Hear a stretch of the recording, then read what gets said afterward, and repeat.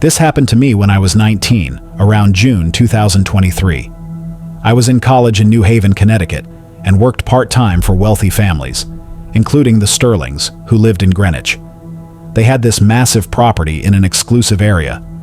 My job was to babysit their 2 kids, Ethan, 8, and Chloe, 6, whenever their parents went away for the weekend. The Sterling property felt like its own little estate.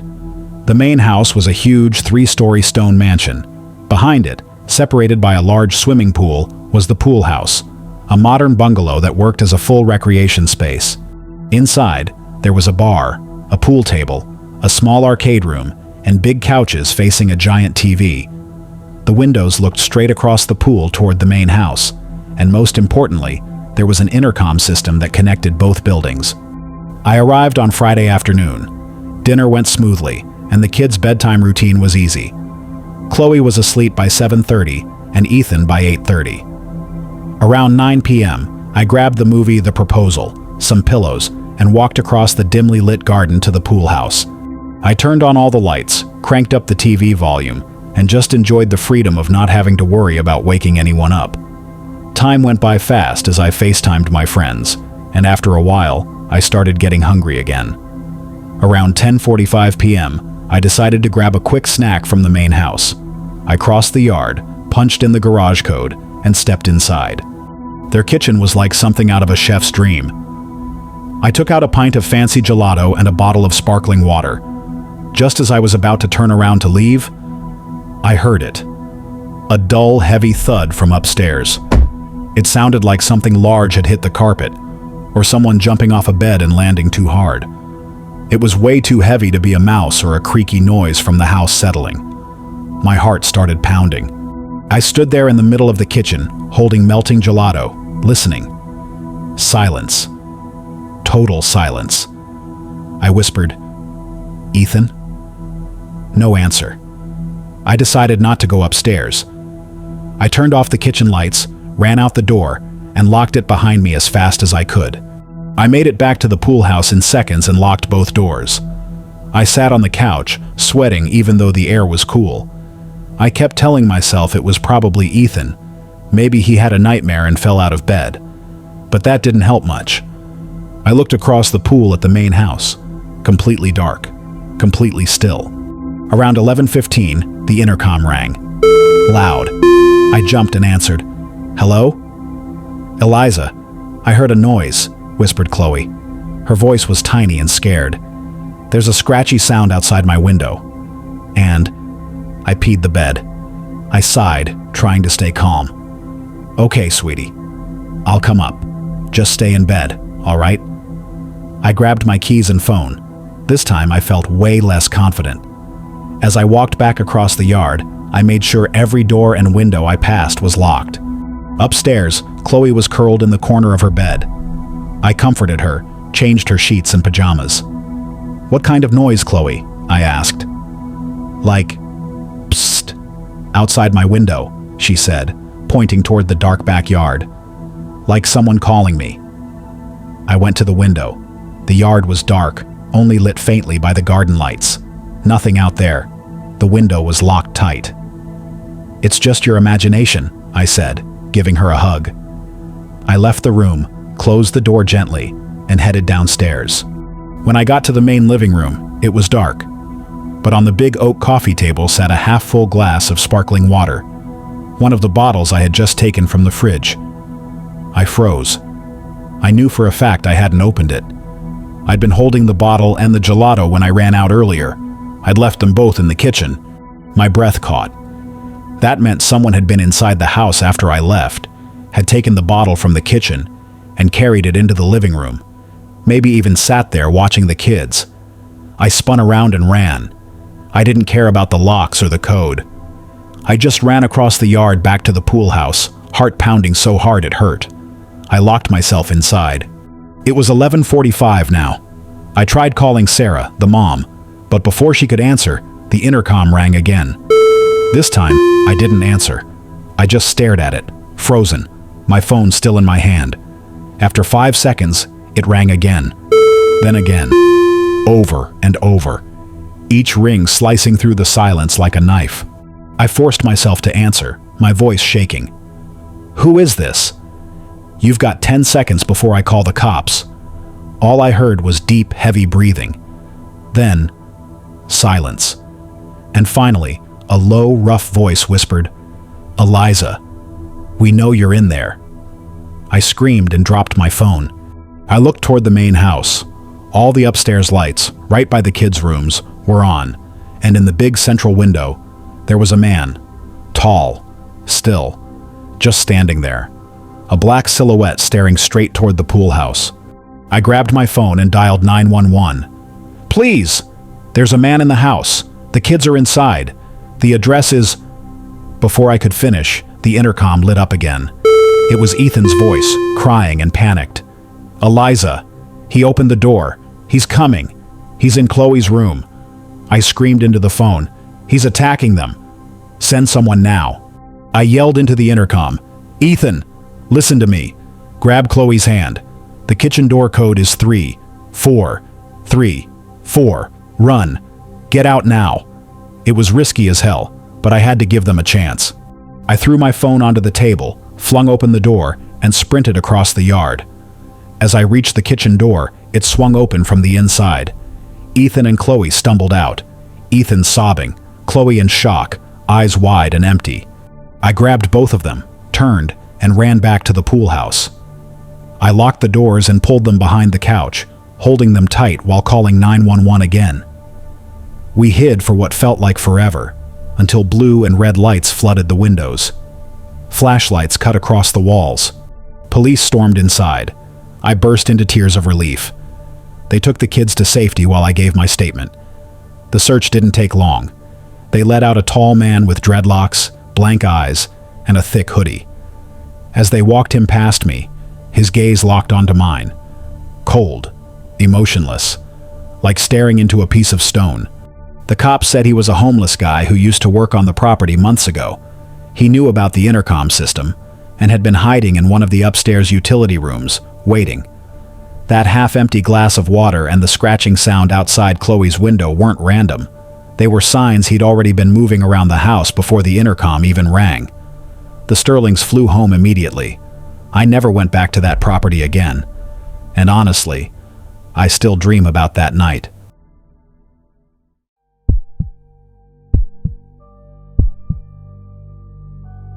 Me and my fiancée, Chloe, finally made our dream come true at the start of fall 2024. We bought this charming old Cape house on the edge of Salem, Massachusetts. We were just 23 and 24, fresh out of college, and it was our very first home. Everything felt like a perfect, clean start. Our orange cat, Rusty, settled in right away, and for a while, everything was pure happiness. The trouble started with the property to our right. It was this big old colonial house that had been abandoned halfway through a renovation. The owner had torn down the old fence to build a new one, but the project stopped completely, leaving the side of our yard wide open to theirs. Basically, there was nothing separating our backyard from that mess next door. Behind that empty house, past a half-broken fence, there was a rental property. We'd often see a few young guys coming and going. Sometimes, when we got home from work, they'd cut through the abandoned yard to reach the street. We just assumed they knew the owner and didn't think much of it. The first night in our new home, after some pizza and champagne, we sat out in the backyard. The air was cool and calm. That's when we saw him. In the second-floor window of the house behind the empty one, a man was standing there. He was staring straight at us. Not curious, not friendly, just blank.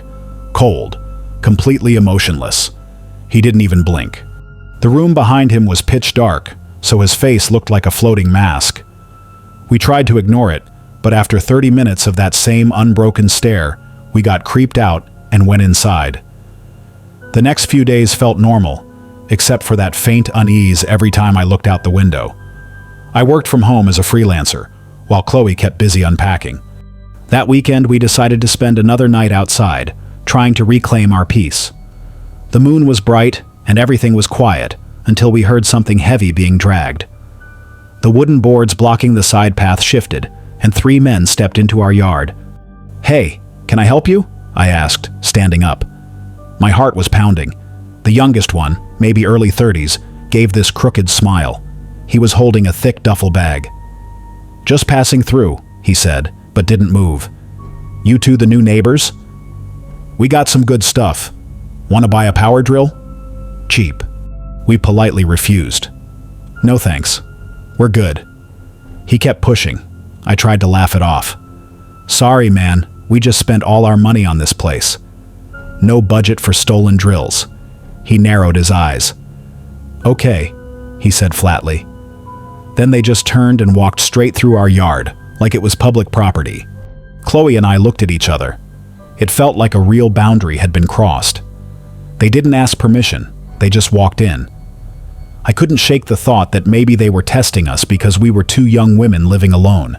After that, little things started happening. Their trash showed up in our yard. We'd hear shouting and swearing from the back property late at night, scaring poor Rusty half to death. They kept cutting through the abandoned lot, and every time they'd stop for a moment just to stare at us.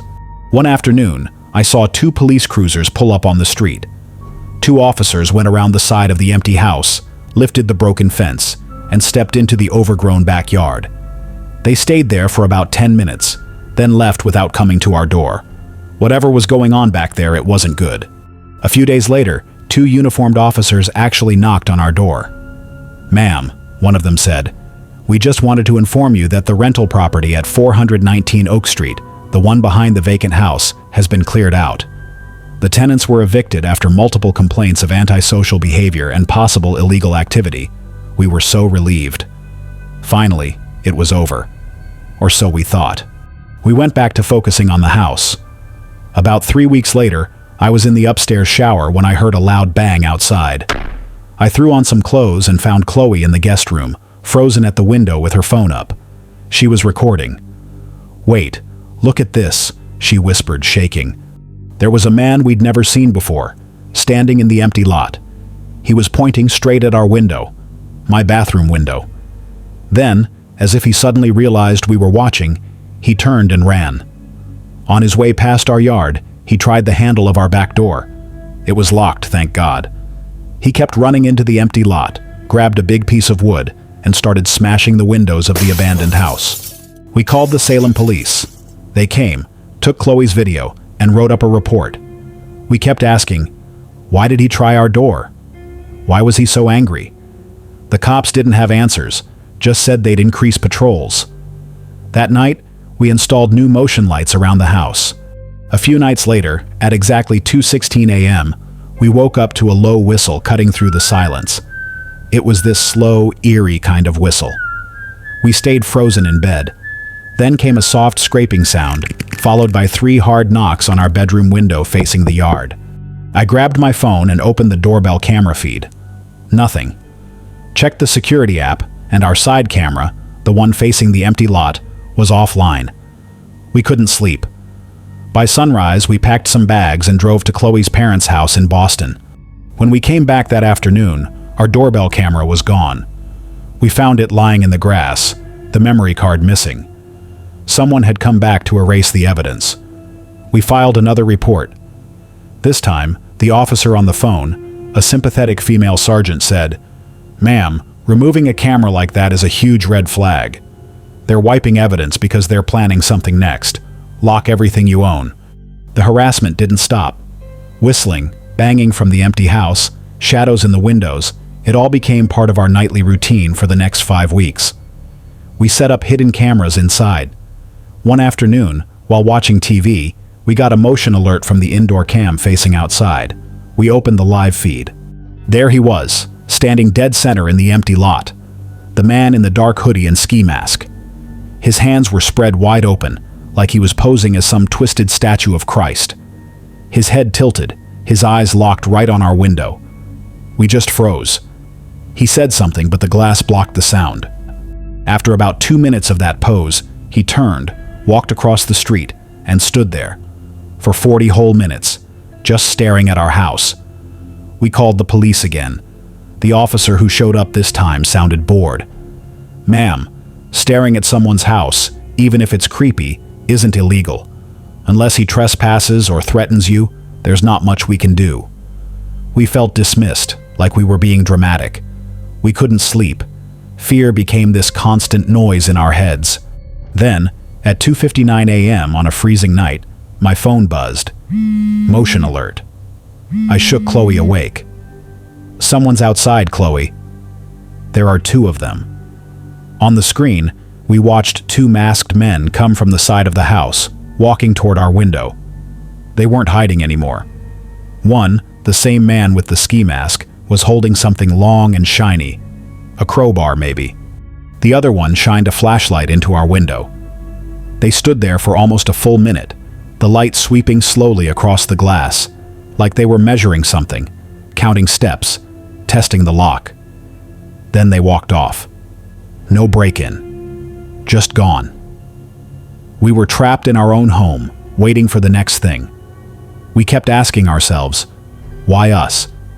Was this a failed robbery? Something personal? Or was it just because we were two young women who didn't belong in their neighborhood? The man kept coming back. Every day he'd stand across the street, pointing, waving, sometimes shouting things we couldn't hear. That blank, hollow stare became part of our daily life. We kept filing reports. We had video.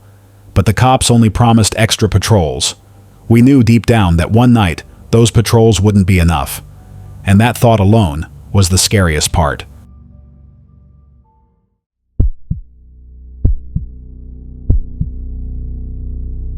I was 25, camping alone to get away from the noise of the city. I picked a remote spot deep in the Allegheny National Forest in Pennsylvania. Just me and my beagle buddy. It wasn't until that night that I realized I had made a huge mistake. I wasn't alone. It was early September. The days were still warm and humid, typical late summer weather. But once the sun went down, the air got cold, and the lake nearby would fill with fog. I came prepared for it. Brought a solid winter tent, a sleeping bag rated for below freezing, a portable stove, storm-proof matches, and a folding axe.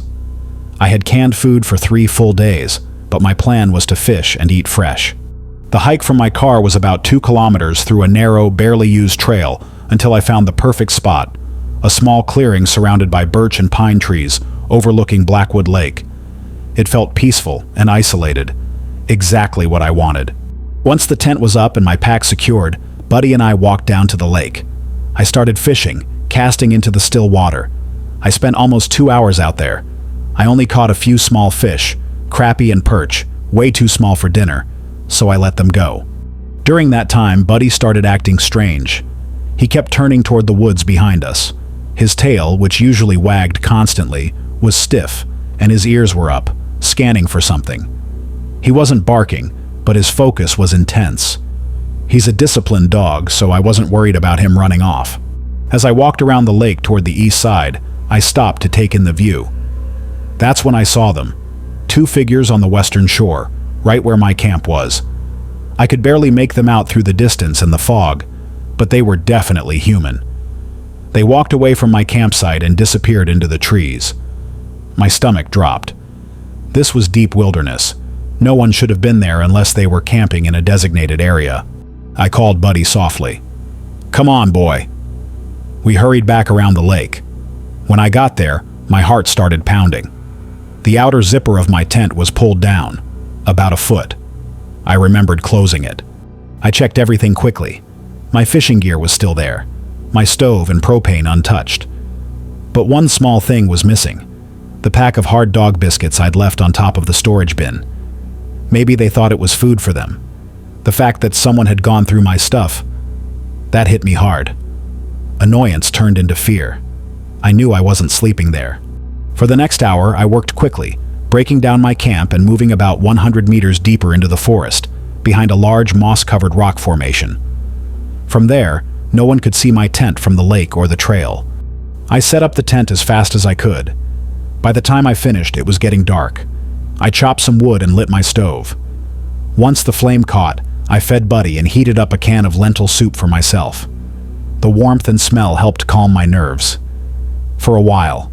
After dinner, I sat on my folding chair and wrote a few notes in my journal about what happened earlier. Suddenly, Buddy jumped to his feet and started barking, deep, angry barks, toward the darkness beyond the trees. I grabbed my flashlight and pointed it that way. but the light barely cut through the woods. All I saw were tree trunks and shadows. A cold fear crept down my back. I decided I wasn't taking any chances.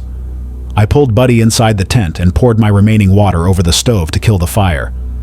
The flames hissed out, leaving only a faint trail of smoke. I crawled into my sleeping bag, turned on a small LED lantern, and tried to distract myself by reading a thriller novel. But every tiny noise outside made me tense up. Buddy was restless, his ears twitching, his eyes locked on the tent wall. I whispered to calm him down, but he started to growl, a low, protective growl. Not the kind he used for wild animals, the kind meant for people. Eventually, he laid his head on my boots, but he wasn't asleep. Feeling exposed, I turned off the lantern, letting complete darkness take over. I woke up around 2 a.m. Buddy was trembling, letting out a quiet whine. I hushed him, and then I heard it. A sharp, repetitive whistling. It sounded like someone trying to call a dog, but the tone was wrong. It wasn't friendly, it was mocking. The whistle was close, way too close. Someone had found my new campsite. Buddy started to growl again, low and angry. The whistling stopped. Then came a new sound, soft clicking noises, like someone making sounds with their tongue. Strange, deliberate. Then I heard footsteps, slow, careful, moving around the tent. One step, stop. Another step, stop. They circled us. Buddy went wild, barking and thrashing, but I covered his muzzle with my hand, holding him tight. The footsteps stopped, right in front of the zipper. I could feel their shadow blocking the faint moonlight outside. I reached for my hunting knife beside me. My hands were shaking. My phone was hanging from the tent hook, useless, no signal. And then, from far off in the woods, a scream. A woman's scream. It was sharp, broken, terrified, and real. The sound echoed through the valley, bouncing between the trees. That was it. I had to go. I grabbed Buddy, slipped on my boots, grabbed my flashlight, and yanked open the zipper. No one was there. I didn't care. I just ran. I ran through the dark woods, following the narrow trail I'd made earlier, Buddy sprinting right beside me. After about 20 minutes, I finally reached my car. I jumped in, locked the doors, and collapsed in the back seat, gasping for air. Buddy curled up next to me. Neither of us slept much. At sunrise, I went back to grab my stuff. I packed everything in under 15 minutes. Didn't even take the tent down properly, just folded it as fast as I could. I just wanted out of that forest. Once I got a signal near the edge of town, I called the Pennsylvania State Police's non-emergency line. I told them about the people near my camp and the woman's scream I'd heard. I never went back to Blackwood Lake, and I never found out what really happened out there that night.